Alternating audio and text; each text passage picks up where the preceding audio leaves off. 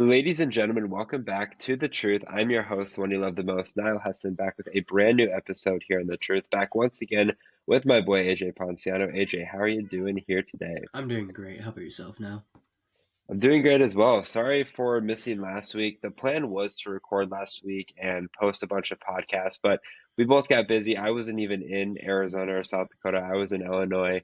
It was the Christmas holiday. There, on top of that, there was like 6 different days of NFL football. It was just complete chaos. So we do apologize for that, but make sure you do follow the truth on Twitter at the truth as one because I did post start, sit, sleepers, and busts for your fantasy team. So for some reason, if there's not a show, I'll post on there, hey, like we're not doing a certain show, or something like that, or like where it's an instance like that.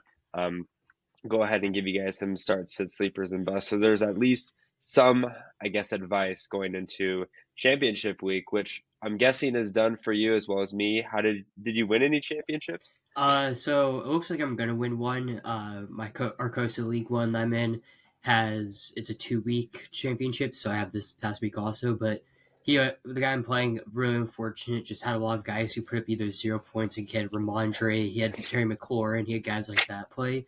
So I'm up like 60, 70 points right now going into this next week. I'm projected to be in back 90 points in total. So I'm scratching that as a win there for that league. And then I just lost this past week with Ahmad Rock getting 20 points. I lost by 4 points. I needed him to stay under 16, which I think was right around his projection going into Monday night. That was the last player that the guy I Yeah. was playing had. And I was like, on the thing, it literally said 50-50 on the chances of winning, and he was projected to win by like zero point 0.4, but Amon Ross scored 20 points with that touchdown at the end. Once I saw that, I was like, it's game. From there, like he won. I got second place in that league.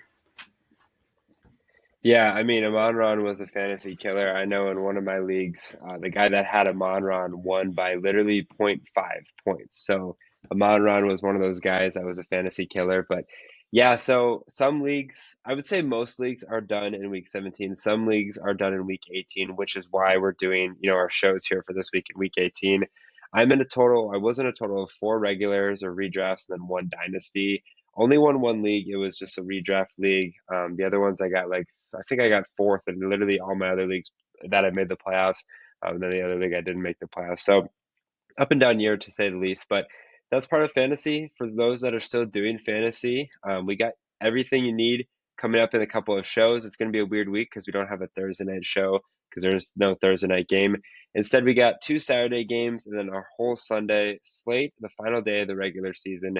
But before we can go ahead and get you guys prepared for that, we're going to go ahead and talk about our week 17 takeaways for those that are still in fantasy. These takeaways are from fantasy football and the NFL. So without further ado, AJ, go ahead and give me your first takeaway from last week. I mean, draft those rookies. I want to say at least five of these rookies this past year has been league winners. And outside of like Malik Neighbors and Marvin Harrison, who everyone was drafting decently early on, like probably like sixth, seventh round. But guys like Bucky Irving that we were both really high on, Brian Thomas Jr., my guy, Lad McConkey, your guy, Brock Bowers, who you were able to get at the very end of your draft. We were both very high on drafting him. Those are all league winners. I mean, Brock Bowers went on has the most receptions, most receiving yards for a tight end in rookie tight end NFL history. Lad's over 1,000 yards. I want to say 7 touchdowns. He put up 2 touchdowns just last week. Brian Thomas, I think he stayed under 100 yards, but had a touchdown also last week. Very productive all year, over 1,000 yards.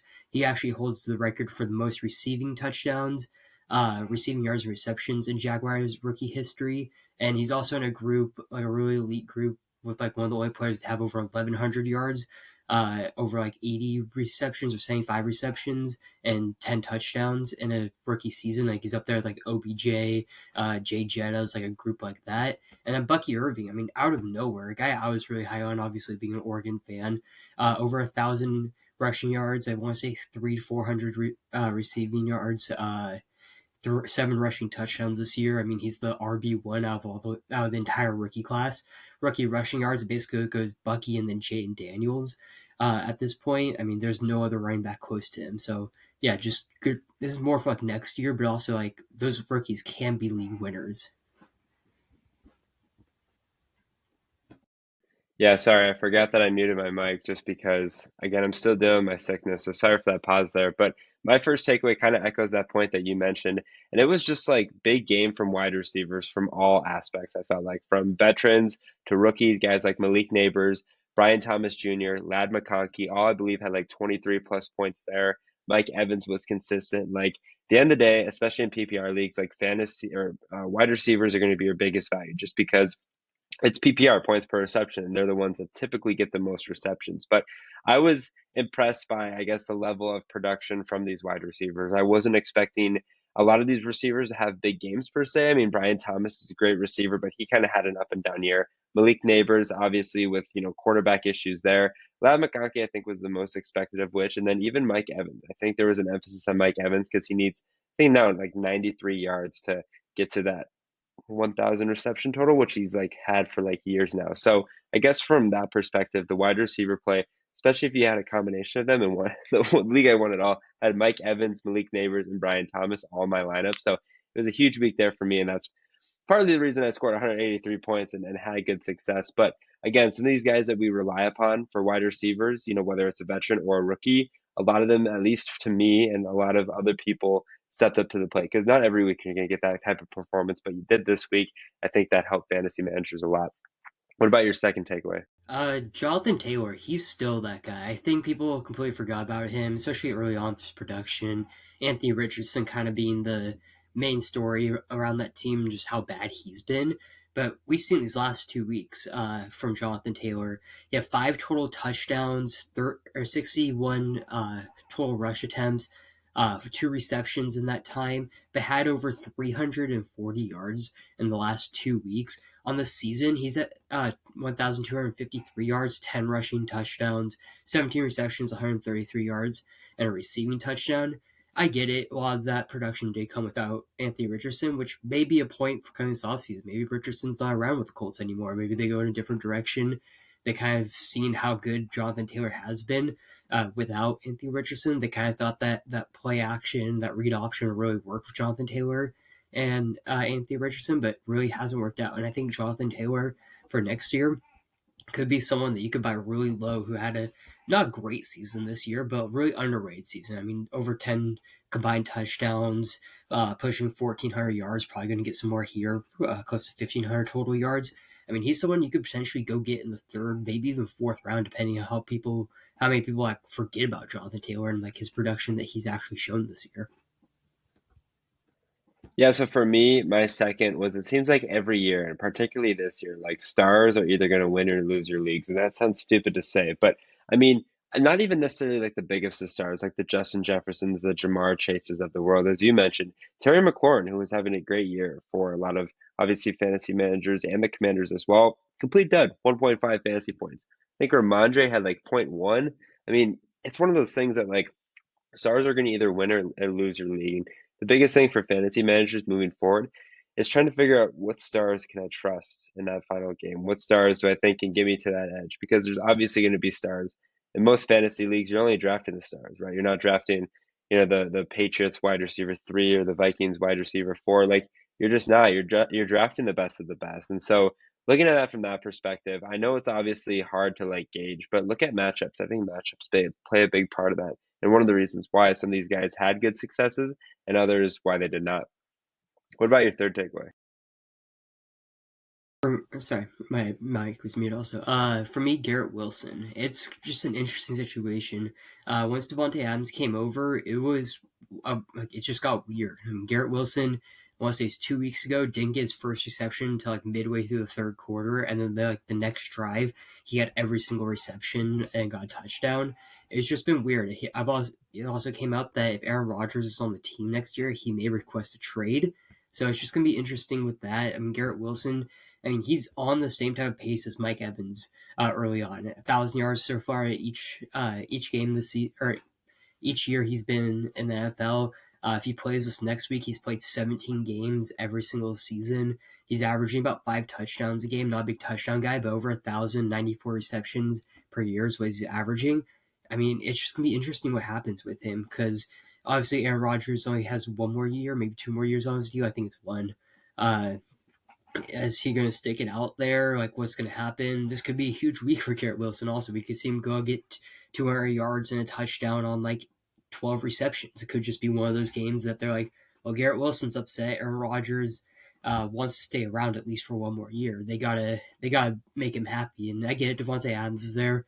He's been great as well since he came over, but Garrett Wilson is the prime piece of that offense that they need to keep happy. Him and Brees Hall, because Devontae Adams, he's getting old. He's 33, I think now. 32. He's getting older for wide receiver. Aaron Rodgers, like I said, has 1 or 2 more years left on his deal. At least one more year he wants to stay in New York, depending on what happens.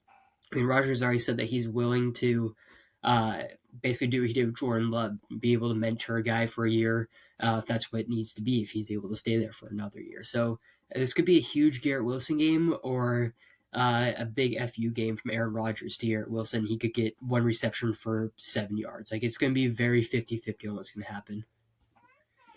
Yeah, I think that Garrett Wilson situation is a bit interesting to see, not only this week, but what the future looks like for the Jets, because he was a prized possession of the Jets, and they thought maybe he could be that franchise receiver that they've held on to for years to come, and I think he was and was supposed to be, but obviously bringing Devontae Adams in, his production has definitely dropped off a bit, and obviously with Adams and Rodgers having that connection, be curious to see next week. For me, my third takeaway was just the inability of the Colts defense to have success. Now, I know the Colts aren't the best of defenses. I know after this week they're ranked 27th, but there was a lot of expectation for this Colts defense. Why? Because they were playing the New York Giants, potentially one of the worst, I wouldn't say teams of football history, but definitely the worst team, I think, on paper, regardless of record this season.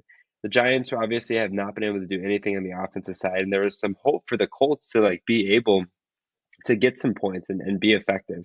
In fact, they ended up going negative 4 points. And that could have loomed large for some fantasy teams, especially for these leagues that are in 4 point margin. You'd expect your defense to get at least you a couple points. That's a 7 point swing if you were supposed to get 3 points from that defense. So the inability of the Colts defense for fantasy to step up for fantasy managers, I think, was profound. They're rostered in 69% of leagues, and 41.8% of those leagues were for this week only. Like, they picked them up because of this matchup. So it was disappointing to see, but again, I think it was the right decision just based on the statistics and paper. I don't think the Giants, you give them 10 opportunities to have a game like they did, they're not going to have that just because it's how the game works and everything like that. So it was a fluke to say the least, but it's a fluke that really affected, I know, a lot of managers, especially those that, were streaming defenses throughout the season and picked up the Colts defense at the end of the year. Just disappointing from them to not even get a stop. They couldn't stop Drew Lock. They couldn't stop Malik Neighbors. They couldn't stop, that offense. And so really for the Colts, not only do they lose that game and are officially eliminated from postseason contention, but there's a lot of upset fantasy managers, especially having the Colts in a championship game, and you lose by 7 points. I mean, that's just horrible to see the inability there from the Colts. What about your fourth? Yeah, I think at this point, Kyle Pitts is undraftable. We've seen 2 games with him and Penix. I get it. Penix's first 2 games of the year, it's hard to say. He has 5 receptions, 51 yards, 1 touchdown in the last 2 games, 7 targets. It just hasn't been great. It hasn't been a great year with Kirk Cousins either.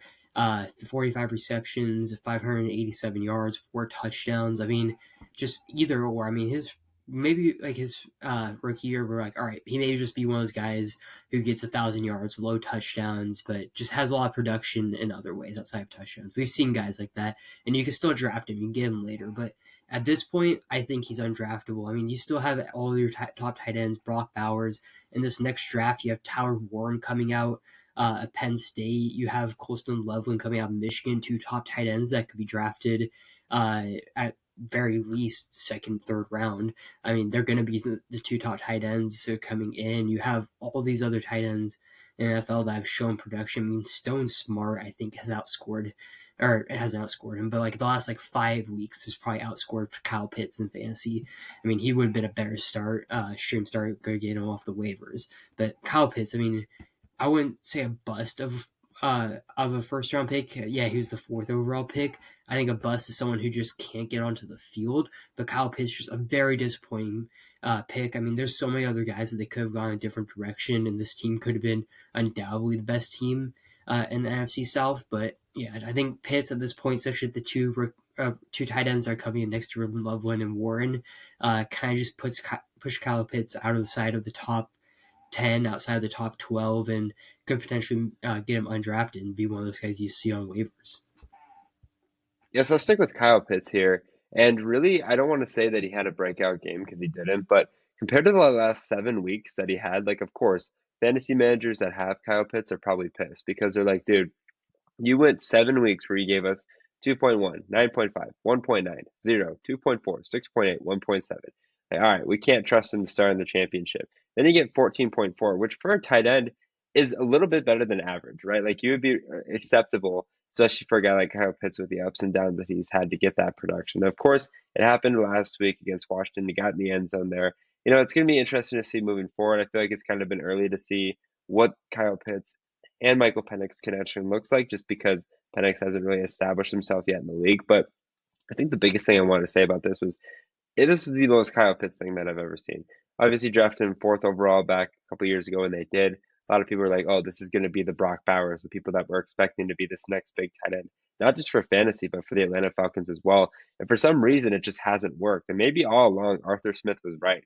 Maybe all along, Arthur Smith couldn't trust Kyle Pitts, couldn't trust to get him involved in the passing game. So you have to really see. I know for dynasty managers that have Kyle Pitts, it's like the hardest decision ever to like not get rid of him because you want to get rid of him, but you're like, he should be good and he just isn't. So we'll have to see. But of course, for Kyle Pitts fantasy owners to seeing that, especially if you're in a championship game, if you started him, great. If you didn't, you probably are smacking yourself in the head just because that is basically the life of owning Kyle Pitts, which is why I've only had one share of him in my entire career. And I traded him about 2 weeks after getting him because I could not deal with the bipolarness that is Kyle Pitts.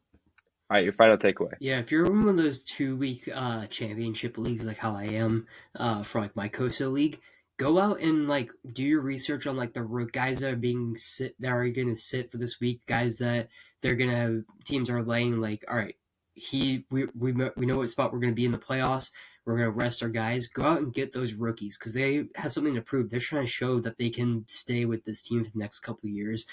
They should go out and not draft someone at their position that they deserve the backup spot or whatever. I mean, a lot of those players they're going to show out. Ray Davis, I think James Cook is going to be saying the second half of the game. They're kind of already locked into their spot with the Bills. Ray Davis is someone that you can go pick up, potentially stream. If you have guys that are sitting, and also guys that are on incentive deals, guys like Tony Pollard, J.K. Dobbins, I know, has been dropped because of that injury, but now he should be back to the RB1. He has incentives in this most recent contract that he only needs like 80 something more yards to get like $250,000. Like, there's all these small incentives that these guys have in their contracts. Like I said, J.K. Dobbins, Tony Pollard, DeAndre Hopkins are all guys you could potentially find on your waivers that they need one touchdown. They need 5 receptions. They need 120 yards or something for them to get $1 million, to get an extra $500,000. Yeah, it seems like nothing because they're professional athletes, but like that's also a little nice payday that they get. I mean, it's the last game of the season. Teams know it. Players know it. They're like, all right, we just want to go get our guy his extra money. I mean, yeah, some teams will bench their guys. We've seen it before who are like 5 receptions away. They'll bench them, not even play them. But I feel like it's changed recently. I think we saw that early on, probably like 5, 10 years ago. But as more recently with these contracts, guys like J.K. Dobbins, he hasn't been in the NFL for years. Essentially, it feels like the last 2 years with injuries. You don't think this extra $250,000, this extra $500,000 means something to him? I mean, he's been on a league minimum the last couple of years because of injury. He's trying to have a breakout year. I think he's on a 1 year contract, trying to prove that he can get the money for next year. And like I said, you don't think that matters to him when you're on a league minimum. If you're one of those players that have an extra $100,000 just sitting there potentially on another 50 yards that you need in the final game of the season, these are guys that I'd love to go out and try to find and stream, especially if guys that are being ruled out or sitting and all that because they're already locked into their playoff spot. That is a good point that you mentioned. I think it brings a question is like when should we end fantasy? Because I know some leagues are different. Every league's going to be different, but there's obviously most leagues I'd say that finish in week 17. But there's even been debate as of recently that maybe they should do it a week before in week 16 because week 17 obviously similar situation whether it's positioning, injuries. They're like, all right, we're just going to shut you down for the year. Guys like CeeDee Lamb would have been Tyreek Hill if they weren't still alive for the postseason, like stuff like that. I think week 17 overall is a good format, but I like the benefits of week 18 being a 2 week playoff format, whether it's the semifinals and championship or just championship, because I feel like with fantasy, obviously everyone knows with fantasy, like You're going to either have a really good week or really bad week sometimes, and it's really disappointing. That's where I like the 2 week component to it. But as you bring up a good point, that is important to mention because especially for some of these teams, there's a lot of the key players that aren't going to play. There's even questions if Saquon's going to play. Saquon's been like the best running back in fantasy this year, and just in the NFL in general. I know there's up in the debate. We're currently recording this on a Tuesday, actually the last day of 2024, and so we don't know fully the Saquon situation. What I read today was that Sirianni was going to talk to the players, the owner. My personal opinion, I don't think they should play him because I mean, look, I understand Eric Dickerson's records up for the taking. There's no guarantee you're going to get that. But on top of that, I'm not a big fan of people breaking records in week 18 when that wasn't the opportunity to play a game. Because if Eric Dickerson played in a week 18 game where he had 17 games as opposed to 16, there's a chance that record could be 200, 300 yards away from Saquon. And I just don't think it's worth the risk. The Eagles are a legitimate Super Bowl contending team. I know fantasy managers that have Saquon are really hoping that he does play. If you have Saquon, I highly suggest you pick up the backup, which I think is Gainwell. Just somebody to kind of fill in the spot there because that Philadelphia Eagles offense is still gonna, roll going into New York to face the Giants. But that is a very good point you make up with Week 18. Be reading the news, be reading the stories, and even sometimes some guys might play a half, get their incentives, and move on. Like there is a lot up in the air, which is a very kind of uncertain thing, but it puts more strategic influence on it and makes it more of a strategy game as opposed to picking and choosing. Wasn't even my final takeaway. My final takeaway was just the Burrow T. Higgins production. I mean, Burrow has cemented himself as a legitimate MVP caliber player this season, and nobody's talking about him because obviously the debates really between Josh Allen and Lamar, but Saquon's making an appearance, Derrick Henry is making an appearance. Burrow legitimately has like 42 touchdowns. He's leading the league in yards. It's not even close. So he's done a really good job. But T. Higgins last week, a tremendous week, had a quiet 3 weeks. 19.8, 19.8, and then last week against Denver, 11 for 131, 3 touchdowns, 40.1 fantasy points. And this was not Jamar Chase. This was T. Higgins. Jamar had a good week as well. But T. Higgins probably won a lot of people fantasy championships, and he was probably considered to be a wide receiver too, or even a flex option. So really great to see that Bengals passing game, especially the last couple of weeks, and the production that has evolved from Joe Burrow, T. Higgins, Jamar Chase, and really kind of helping teams have success moving forward.